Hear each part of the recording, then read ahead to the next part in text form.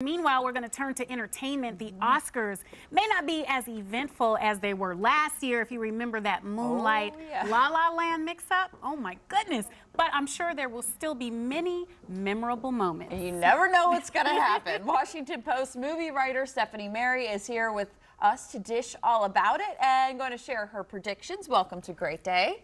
Thanks. What a crazy year when you look at the nominations for Best Picture. So we want to go through some of them with you, and we want to start with The Shape of Water. A fantastical, interesting movie. It's not your typical Oscar nominee, right? It's sort of a grown-up fairy tale. There's violence. There's a relationship between a mute woman and a sort of a fish monster. So it's not really your typical movie, but it's up for 13 nominations, which is by far the most. So apparently the Academy really enjoyed it. You know, I'm conflicted with this movie. Guillermo del Toro is just a genius. I love the filters, the dark filters, and Sally Hawkins doesn't speak in this role, so she's acting with her body. But just, you know, they are cleaning ladies, Sally Hawkins and Octavia Spencer. They have a jerk for a boss. And part of me is just wincing because I'm like, oh, I don't know if people want to see that and be entertained. But her relationship with this monster is like pretty unique. It is, and you know, a lot of people haven't seen the movie. I mean, it wasn't like a big blockbuster movie like a couple of the others. Dunkirk and Get Out did really well at the box office, but Shape of Water, you know, a lot of people haven't seen it, so they'll need to catch up if it wins. It's like borderline sci-fi. It is.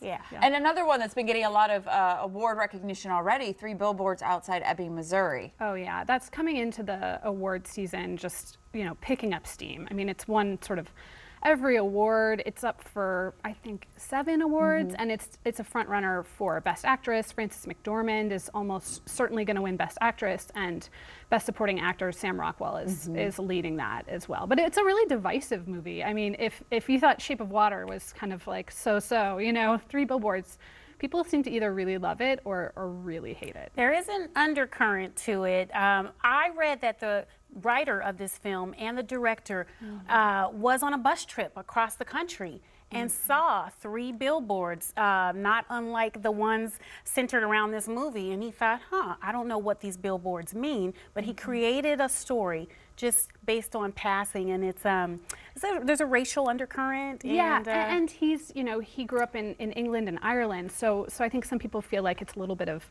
tourism that might not really get the American spirit as much as he was. But I will say, you know, a mother scorned, everybody can relate to that. Oh yeah. Yes, the rage.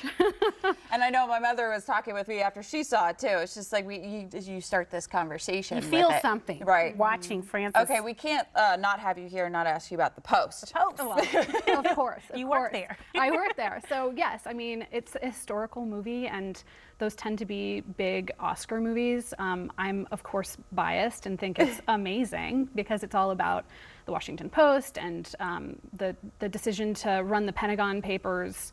But it only ended up with 2 nominations, and it's not expected to win either of them. So what Best number Picture, is this for Meryl Streep now? So yeah, Meryl Streep is nominated. This is her 21st nomination, which is by far the most that any actor has had. The runners-up are Katharine Hepburn and Jack Nicholson with 12. So Meryl Streep is really she's a legend. Yeah, exactly. Yeah, but she's already won 3, so we don't feel too badly that Frances McDormand is she's probably not the Susan going Lucci of movies. No, she's a doing winner. fine. Yeah, either way, she's a winner. Yeah. Let's talk about Get Out. It's one of the most unique films I've ever seen because it kept surprising me all along the way. Absolutely, and it's so interesting that a horror movie is up for Best Picture. I mean, it's ostensibly a horror movie, right? It seems like that, but once you watch it, you realize it's sort of this brilliant satire and this amazing script. It's funny, it's terrifying. It looks at racism in America in a way that I don't think any other movie ever has, really. So it definitely is deserving of the 4 awards that it's nominated for. All of these films, there's a slight racial undercurrent. I don't know what that says about the Academy and what they're voting for. Or the movies and you know, what's getting made right now. And of course, the front runner for Best Actor, Gary Oldman in Darkest Hour. In Darkest Hour. I mean, I can't imagine anyone else winning. He's playing Winston Churchill.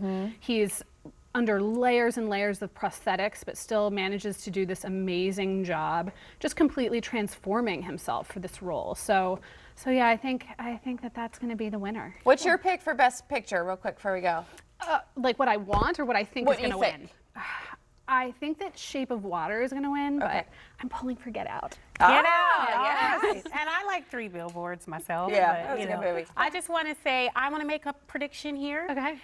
The last time you were here, you were not a mom, but you have a baby boy on the way, so I predict you're going to be a great mom. Oh, well, thank you. Yeah, Yes, it's his television debut. It's his so. TV debut, and you're going to continue to be a great film critic. Thanks so much, Thank Stephanie. you. Thanks for having me. Have fun this weekend. We'll be right back.